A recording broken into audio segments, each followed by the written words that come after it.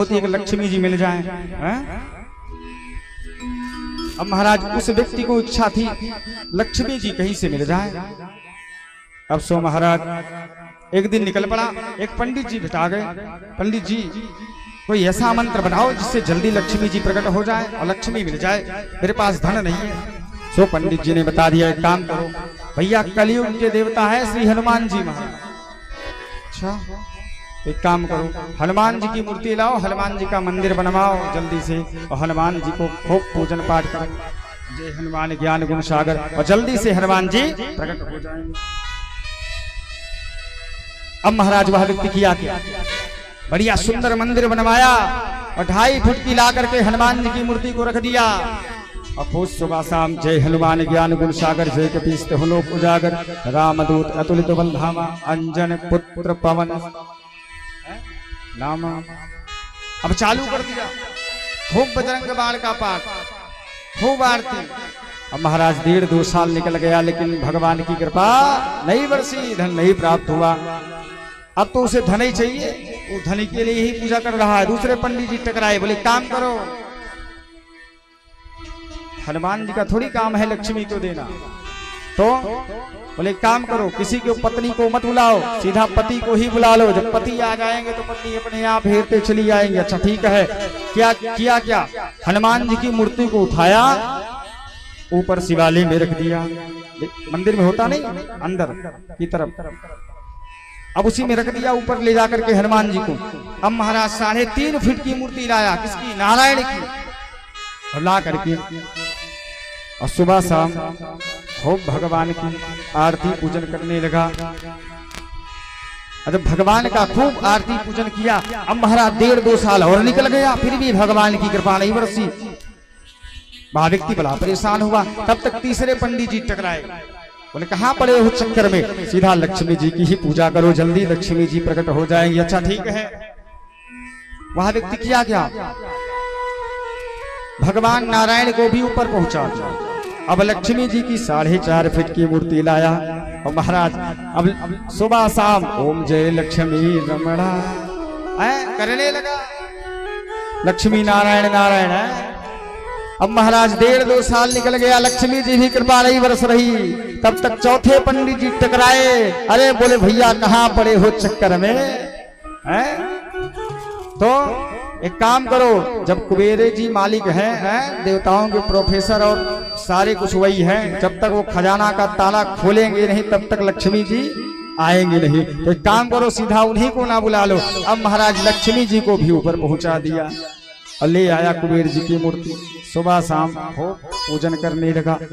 1.5-2 साल और निकल गया, कुबेर जी भी कृपा नहीं बरसाए। अब महाराज उसका तो 8-9 साल निकल गया कृपा के चक्कर में।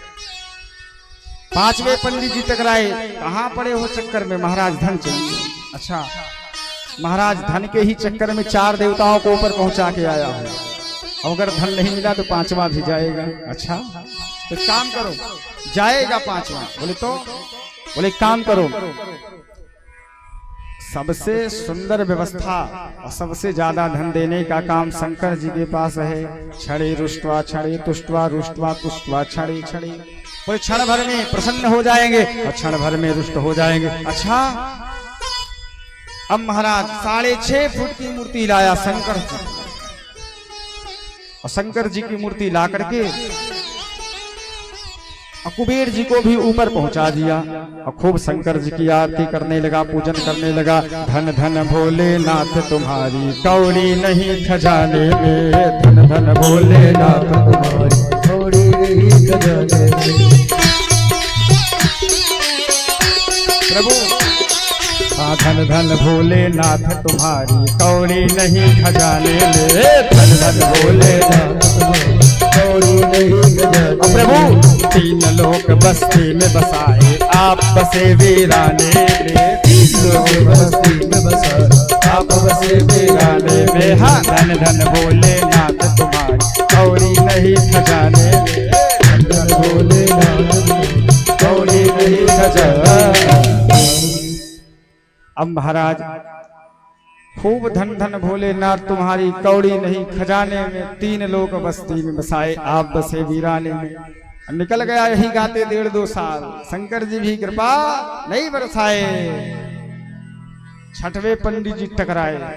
चिंता मत करो, अब तो भैया सबसे सुंदर व्यवस्था किसमें है? अब तो जो कलयुग वाले देवता निकले हैं,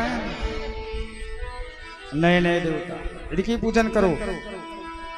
फिर किया क्या, एक दिन देवी जी की मूर्ति को लाया, 60 फीट की मूर्ति।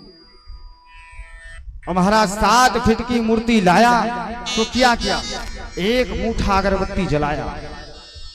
संजोग बस वह अगरबत्ती जैसी जली, उसका जो धुआं था वो ऊपर जा रहा, और ध्यान लगाया तो देखा हनुमान जी के संजोग से नाक में जा रहा था।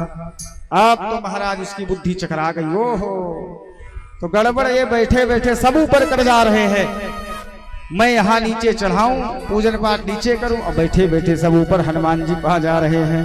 किया क्या, हनुमान जी को उतार लिया। बोले इनकी पहले व्यवस्था बना। अब महाराज रुई का बंडल मंगवाना प्रारंभ किया।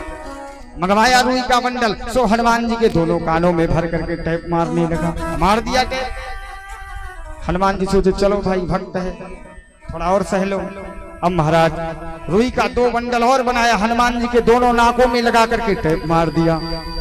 हनुमान जी फिर भी शांत। फिर रुई का बंडल बनाया, सो हनुमान जी के जैसे मुख में भरने लगा। सो हनुमान जी ने हाथ पकड़ लिया, रुक जा भाई, नहीं दम घुट जाएगा, मर जाएंगे।